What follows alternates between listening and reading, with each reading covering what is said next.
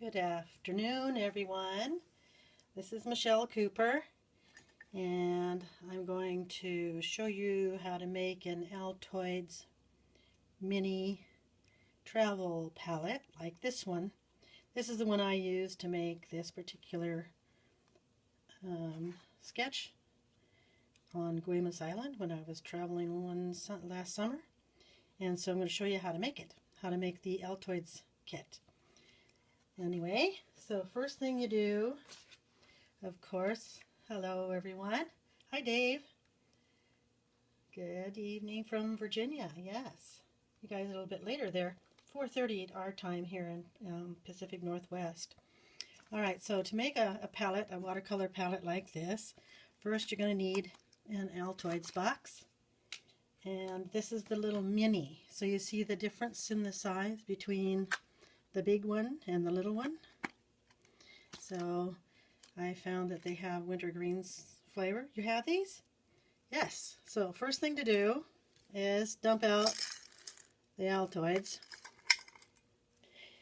You know, I think we should play a game here. Every time somebody says, "What kind of?" then you have to eat an Altoids. See, it's not quite a drinking game, is it? Hi, Margot. So I'm going to just take a very clean paper towel. Mint overload. That could happen, couldn't it, Tony? Okay, I'm going to take a very clean paper towel, dry on one side, wet on the other one. Hi, Judy. Yeah, I've been waiting all day for this, too. It's going to be fun. And we had a beautiful day here, too. I know, wasn't it little? But this is the whole idea. If you're going to have something small, then you want to be able to have it work for you. And so I use, in this particular one, I use the Altoids Mini, nice and clean now, ready to go. And then I use Sculpey. Sculpey is an oven bake clay. See that? This is a pound of it. I tell you, you could make a million of these if you just buy this huge thing. But I guess it would take maybe something about the size. I think probably an amount about the size of maybe a ping pong ball, maybe a little bit bigger, a wad of that. And then you just have to work it until it's warm and very flexible. It's really kind of fun to work with. It's a polymer clay that turns out looking and feeling like sort of like porcelain when you're done with it. So the idea is not to get it too thick.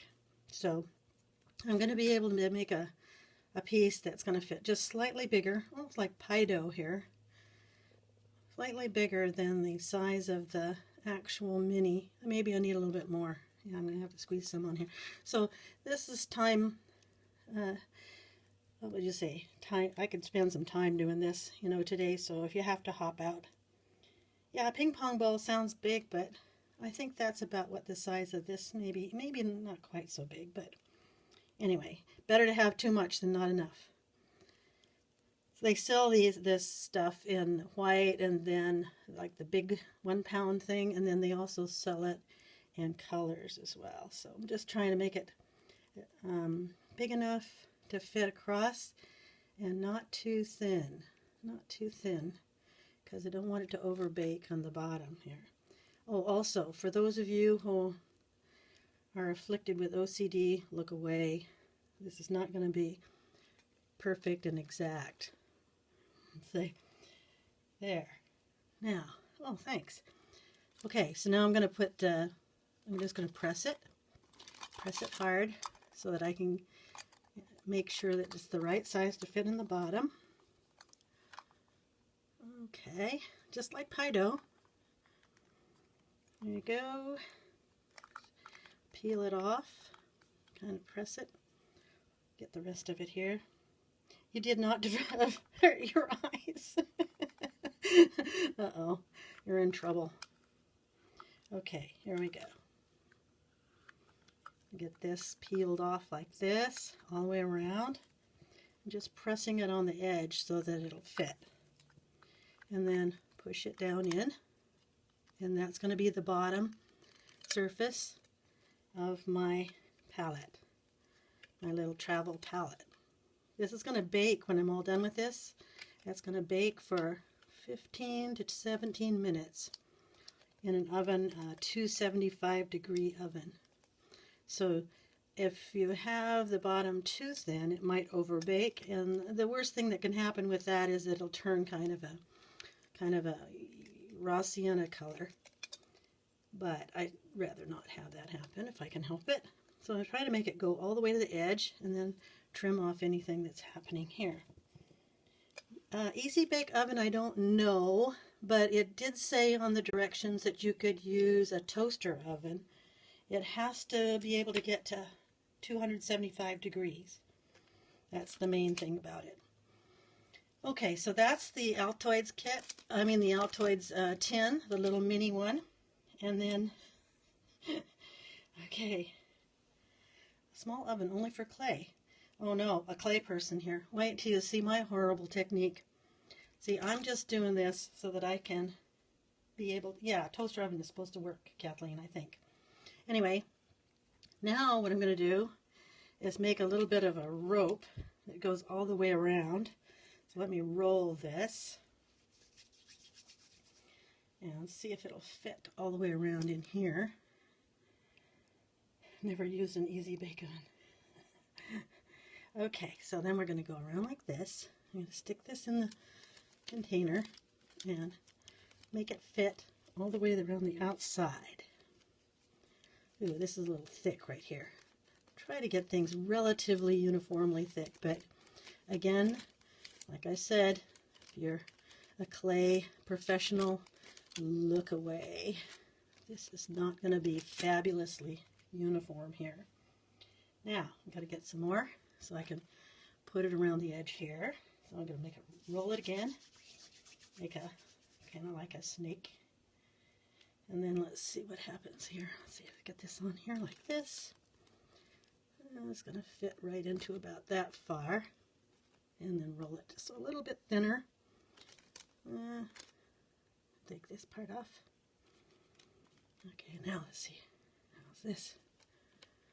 There we go. Now, see, we're fitting it all in here like this so that it's going to create a little box of clay inside the Altoids tin. Now here's where the wisp comes in handy. A wisp is a travel toothbrush kind of thing. The reason I like it is because it's got this, you know, this little curve on it.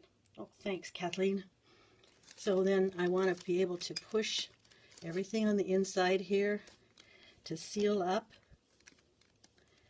the dividing between the vertical and the horizontal part of my little box inside here. And that's why I like the wisp, because it's made out of wisp, W-I-S-P, wisp, because it's made out of plastic, so it's nice and compatible with this polymer clay. And if I can't get in a corner too well, and then I've been in the dental section of Rite Aid, I can also press a little round thing here so it won't poke a hole. A doll bed. Yes, that could work for a doll bed. And then just keep pushing it around like this. A mini dog bed. Oh dear, we could get on all kinds of doll stuff here. Now let's see. Keep going till you get this. Okay, let's push this down here like this so that everything seals together when it gets baked. So pushing it around. And you want to have it really, really clean wherever you're working on this, because any kind of stuff that gets in there, lint or anything, speaking of dogs, no hair, no dog hair, anything like that is going to be baked into it and permanent. Although you're not going to see much of the inside of it anyway, because you're going to be putting some watercolor paints in there. Okay, yeah, this is polymer clay. It's the Sculpey in case you arrived late. It's the Sculpey oven bake clay, the white kind, and it's the original Sculpey. I guess there's different varieties of it, but they don't all bake uniformly white, I don't think. So I want to be sure. Uh-oh, Spike and Altoids. Yes, uh-oh. Somebody said Altoids. I have to eat an Altoid now. Here we go. Okay. I'm having my little mini Altoids that came in the green container there. Okay. Now, let's go like this. I know. There. And you just keep on working it until it gets nice and smooth all the way around and as even as possible. Sorry, clay people. I know you have your own techniques that would work very nicely with this. But I'm a painter. I just want to paint. Okay, get it all smooth as possible. And then move your hand all the way along the top here just to be sure that it trims evenly with the top, because you don't want to be closing the lid and then it won't work. So let's pull this around like this. That's good. The pad of your finger helps to do this. Am I going to paint the clay? No. I'm going to make a palette out of it. I'm going to actually keep it white. In watercolor, you kind of like to have your palette to be white so that you can see the colors better. You can buy this clay in colors if you want a colorful thing. Let me get a little bit more. I have to do a patch right here, I think. And it really doesn't matter too much how it looks in the bottom. It's just the thickness that I'm concerned about. I'm going to try to get it as uniformly thick as I can. There we go. Now I've got the floor and the walls of my palette, and I've kind of pushed down to bevel it down below the edge. Oops, sorry, didn't see that. Okay, see that way, so see if I can close it. It'll close, it'll open. Good. All right, next I have to make a divider. But there's a wisp over here. I have to make a divider down the middle. So because I plan on having 6 sections in my palette. So I'm going to divide the middle down lengthways. I'm going to make a little snake out of this and a little bit wider. I'm just rolling this to make a snake, sort of like that. Okay. Then let's see how wide this is. A little bit lumpy looking. Try to make it uniform. Then take my scissors. It is tiny, isn't it? Okay, get my scissors, cut that, and then get my scissors for this part. Cut this, because the reason I don't pinch it is because then it'll make it narrower on the end. Okay, let's see if this is going to be tall enough. Yes. So this goes down the middle. Right down the middle like that. Then you press it down a little bit. Stretch it out a little bit. Use your wisp to press the bottom in. So now when you're all done with this, you don't have to do this totally smoothly, because you can bake it, and then once you've baked it, then you can Dremel the heck out of it, or you can use sandpaper. I know people use sandpaper for this. Okay, now let's get this down in here on the side, over here like this, on the side. There we go. Now let's just push this along the edge here like this. Smooth it a little bit. It's really fun clay. It feels really cool. It feels really neat. It's about the consistency of refrigerated cream cheese. Okay, maybe just a little bit patch, just a patch. Tiny bit of a patch right here in the corner. I don't want any too sharp of edges, but I know a lot of people, when they make their own watercolor palettes, they try to make them round like they see the kids' sets are. But I just want to have more space filled with paint, so I'm going to make mine square. so it'll hold more paint. Okay, that's pretty good. Now I have to take sections to fit into the third, divided into thirds this way, so that I can have 3 sections. I have to cut this with my scissors. Let's see how this will work. Put this one in here like that. No, that's too fat. Gotta fix it. You're in here, aren't you, Kathleen? Thin, fat, fat, thin. Okay, here we go. Let's put this over here. That goes in there. I'm just going to sort of touch it in for right now. I'm not going to permanently put it in until I get everything to match. Kathleen and I are laughing about her scope earlier today. She was making some calligraphy things. Okay, let's see. Put this over here. See if I can get another section. Now this is the tedious part, so you can talk amongst yourselves, you can have a cup of tea, or an Altoids mini. Let's see, put this one in. It's almost like putting teeth in, isn't it? Well, that's too big. Okay, I'm going to cut it with my scissors. It's better if I cut it. There. That should be good. Stick this in here, like this. That'll work with my little tool here. This is the wisp. Okay, there's 2 sections going to be fitting there. Now I got to do 2 more like that. So get another little rope, roll it,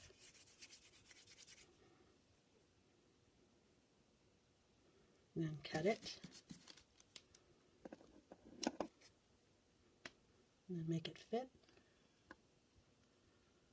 like that. Uh-oh, I think it's too big again. Cut it a little bit more. There, that should be good. Stick this one in here. Oops. Put this one in here. Alright, that's good. Leftovers out of there. They do look like marshmallows. These little bits look like marshmallows, Melinda says. You get hungry? Would you like to have an Altoids?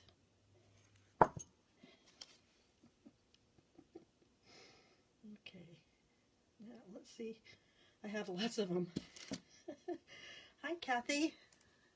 Nice to see you here. Okay, this is fun, isn't it? Okay, fix this little chiclet in here. See how they're all different sizes and stuff? Try not to do that. Just going to fix this a little bit better. Oh, you saw the replay from earlier today?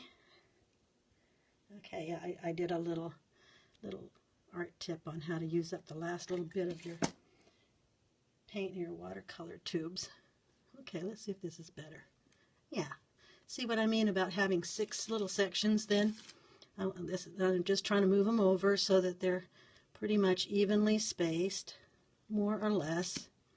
There we go. See now? So, clay people, look away. This is not going to be quite perfect, but I need a place that I can put 1, 2, 3, 4, 5, 6 different watercolor colors in there. She can't look away. Okay, now just press this down and do the same thing as before that you did on your wall here. Just press it, and then pull it across. Press it down, and the idea is not to have any little cracks underneath here. You want to have that all filled in so that the paint that's filling here won't drain into here. Oh yeah, if you had this size, the large Altoids box would fit a whole bunch of colors. But for me, it's better for me not to have so many. So my little kit that I take with me all the time is, did I put it in here? No, of course not. Oh, here it is. This one right here is 5 years old. I've had that long, and I posted, yes, I do take water brushes. I posted my time when I made this on my blog as well, so I used that. Hi, Annika. Hi. So then I use a water brush and the little Altoids Mini. How did I not know about this for 5 years? Well, now you do. Okay, so I use a water brush, my Altoids Mini, and my travel sketchbooks. Here's a travel sketchbook right here.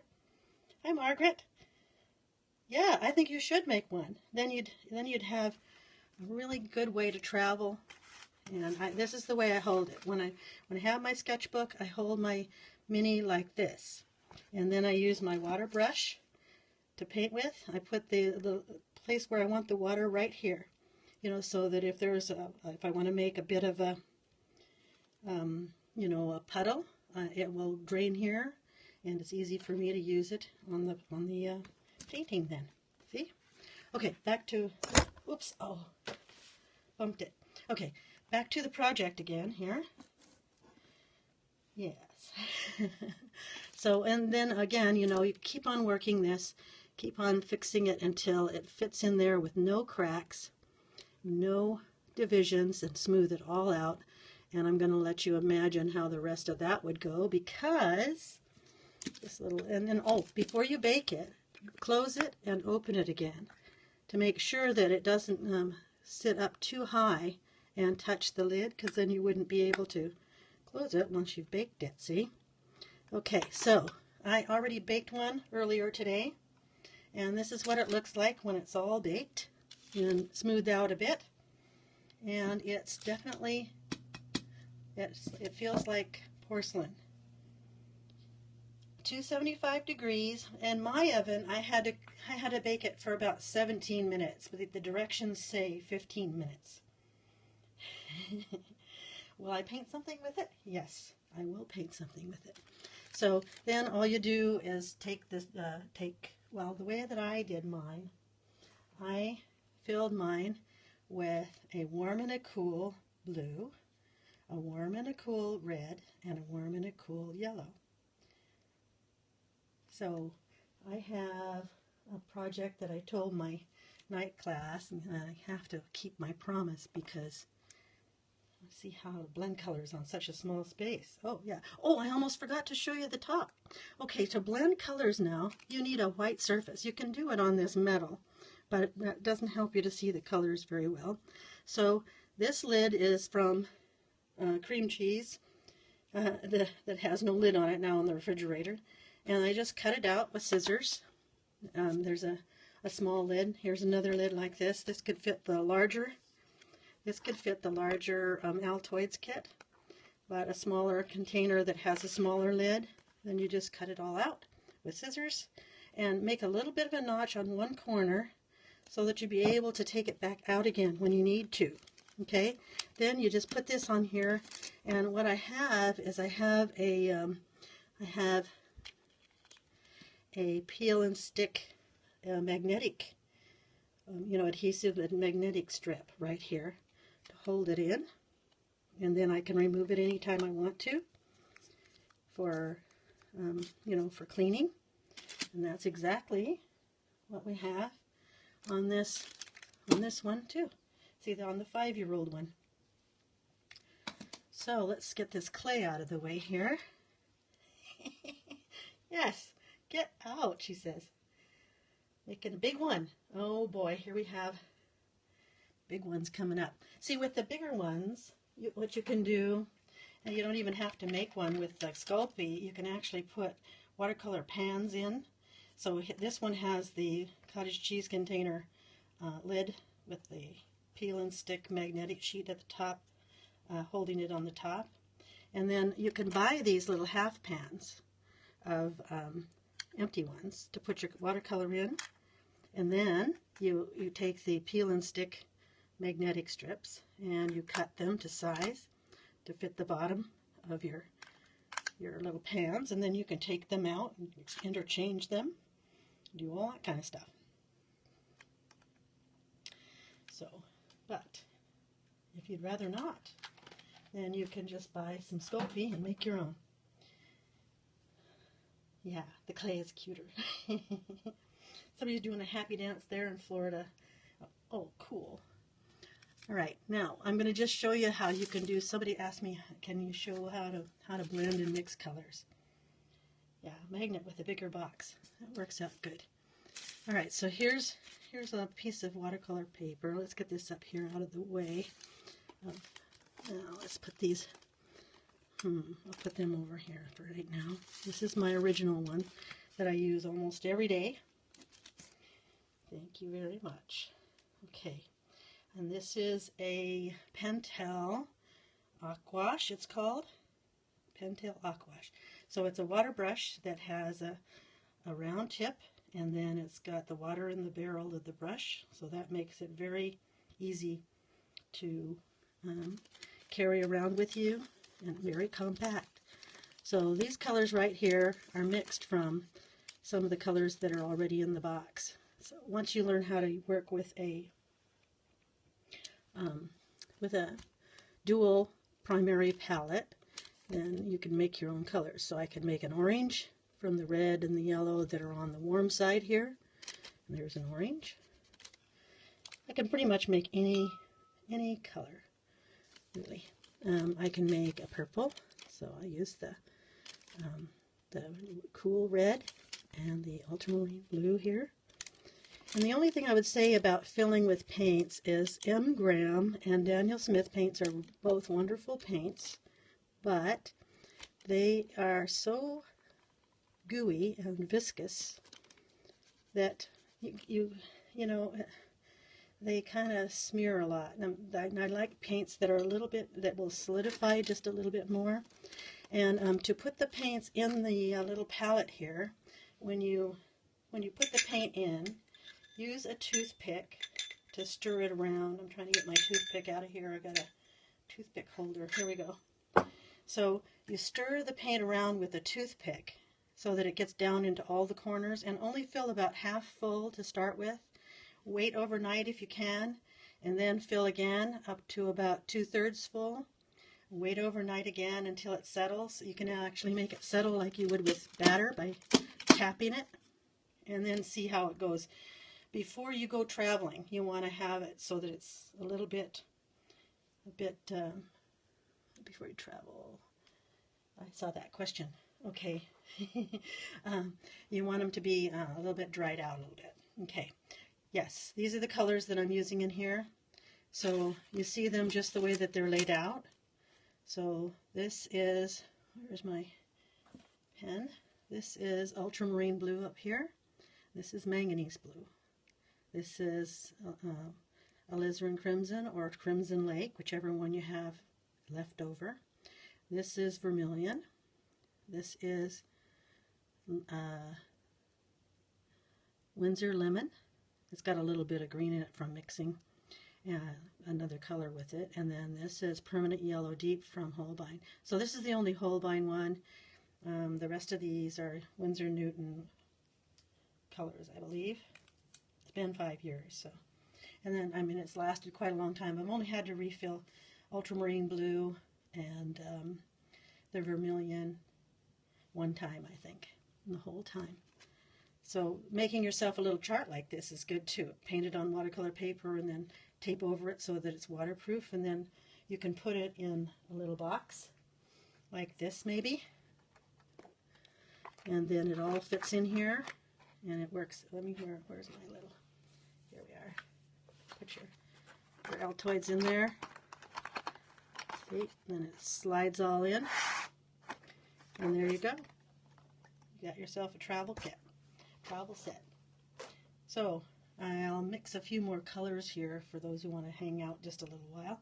But that's basically the idea of what I wanted to do. Oh, okay, since we're talking about pens today, Kathleen, I must brag about my new pen. I treated myself to this.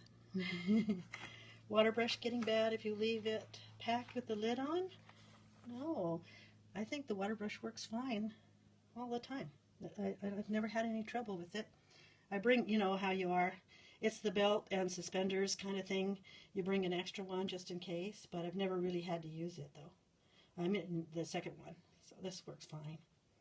No, I usually empty the water out before I get on the plane, just in case, but I think this is under the minimum of water. I don't know if you're supposed to have water or not, so I just empty it out and make sure that nobody gets worried about it. Let's see, oh yeah, and then see, you can use it with a pen too. I just got my new Lamy Joy. This is the only one they had at the store. I would have bought a white one, I think. Yeah. Did you travel with them with water, Judy? And it was fine? Yeah. So here's a Lamy Joy. This is a nice tapered. I really like the tapered brushes because, pens, because you can hold them so nicely. I have a really long reach. This is 9 inches from my thumb to my middle finger. So some brushes and some pens are a little bit short for me. But see, now you can go with your pen like this. Make a drawing. This is the Lamy Joy.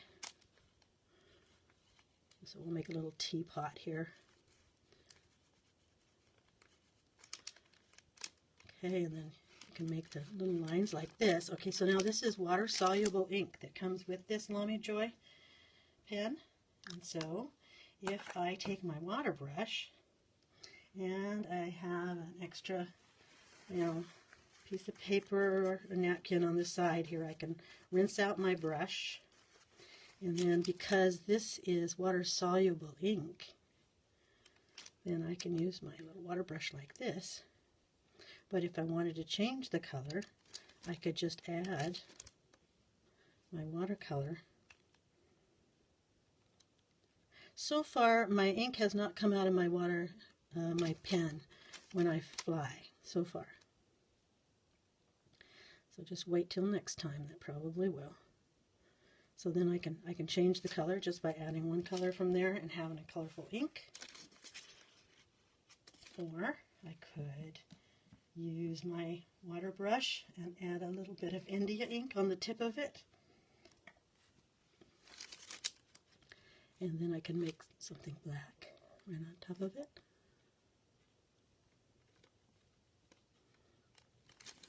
There. Okay, see you later, Carol. Thanks for stopping by. See? So, and then when it gets dry, what I did with this one over here is I used a carbon ink pen. Let's see, where is that? It's right here. This carbon ink pen. This carbon pen with the carbon ink, and I used the waterproof ink right on top of the watercolor there. So you can make just about any gray that you want to make with these 6 colors. And the only color I miss is burnt sienna because it's such a convenience color with ultramarine blue. Here in the Pacific Northwest, that's the color of gray we have all the time, with a variety, of course, warm gray and cool gray. So I do miss the burnt sienna because it makes a really quick gray with ultramarine blue and burnt sienna. But I can still make an orange here in my palette, and then just use a little bit of the ultramarine blue and keep adding it a little bit until I get a gray. See, there's a dove gray right there, or a warm gray, and then just add more blue, then I can get a steel gray here. There you go. So that's how to make a little travel palette with a watercolor palette with your mini Altoids.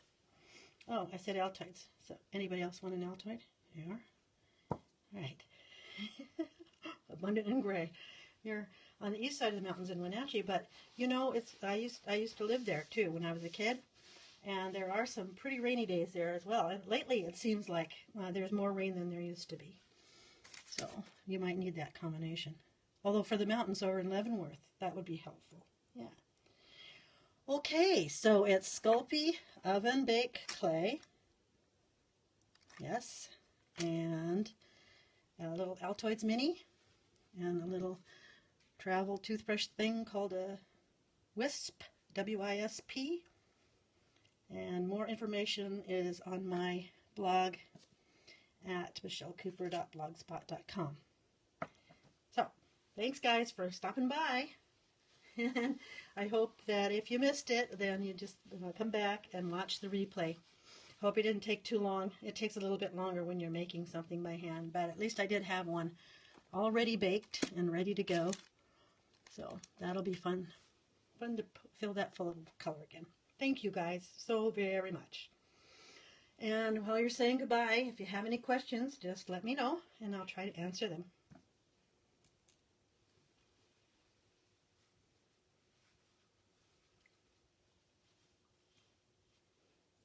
And oh, thank you. Thank you for the hearts as well. That was very kind of you. Come back next Thursday at 4:30 p.m. for another tip or tutorial. See you later, Margaret. Bon dia.